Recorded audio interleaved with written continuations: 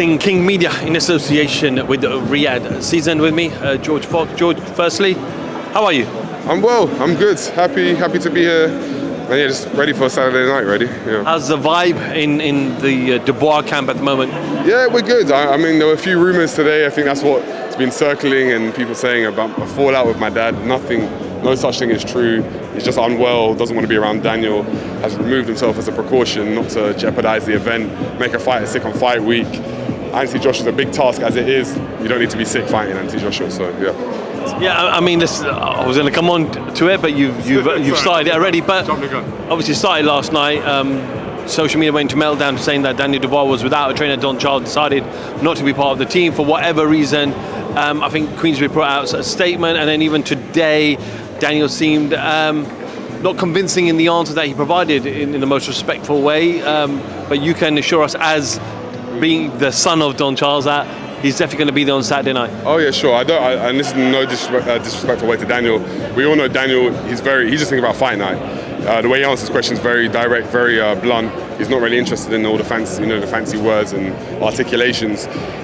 So maybe his answer didn't give the confidence that I needed. But yeah, there's genuinely no problem. I think I wouldn't gain anything by saying there is no problem. I mean, if anything, people were saying that it could be a ploy for my dad to just show up on fight night because of his relationship with AJ and things in the past, and maybe just spook them to make the other camp think things are bad and then all of a sudden good.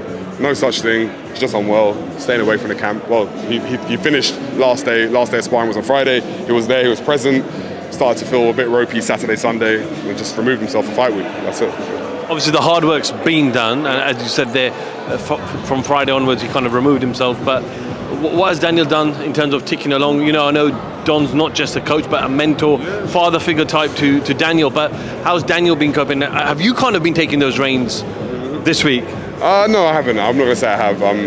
But we've got a good team, people around him. Daniel's father's instrumental in his career. Daniel knows what he has to do. He knows the task at hand. He knows the job that needs to be done. My father has been on the other end of the phone talking to Daniel's dad, talking to Daniel. So, although he would like to be here physically, because it's still that support, having a backbone with you, an extra support. But they know what needs to be done, and my dad is there. He's on the other side of the phone. The rest of our team are here, assistant coaches. We've got Kieran Farrell here, we've got Ian Dubois, who's like my uncle, like my dad's brother. They're all still here. I assure you, like, if there was some problem, Ian and stuff wouldn't be here as well. So there's absolutely nothing at play or happened here, and that's it. Yeah, that's it. Daniel doesn't really give away a lot of emotion. He doesn't give a lot away. Daniel is Daniel. What you see is what you get. We've seen vast improvements. Usyk, Big Baby, Hrgovic. How much more has he improved? How much more are we yet to see of Daniel Dubois?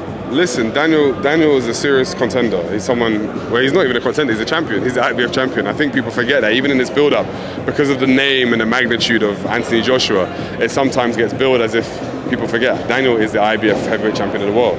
So he's proven he's earned his stripes, he's proven his worth, his value, his capabilities, and it's just about harnessing that and again, bringing it to the table, bringing it to the fore on fight night. I think I was saying to someone before, he hasn't, and my father as well, of course I would back my father, but he doesn't get enough credit in the sense that the Usyk fight, we actually spoke to a couple of the two Hall of Fame referees, Joe Cortez and Tony Weeks, and I think someone else, and they both said that they didn't believe the Usyk shot was a low blow.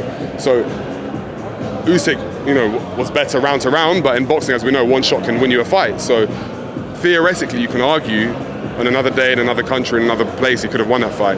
He's since beat Jarrell Miller, who's an unbeaten fighter, may I point out, and then he's beaten Filip Hrgovic, who also was an unbeaten fighter. So again, like I said, theoretically, not on paper, because the Usyk one went down as a loss, he could arguably have taken 3 people's O's, and that's some feat.